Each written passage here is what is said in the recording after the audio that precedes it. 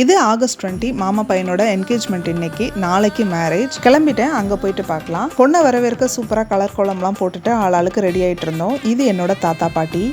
பட்டுக்கோட்டை பக்கத்தில் இருக்க காசாங்கடை தான் மாமாவோட வீடு. இவர் தான் என்னோட மாமா பையன். நாளைக்கு இவருக்கு தான் மேரேஜ்.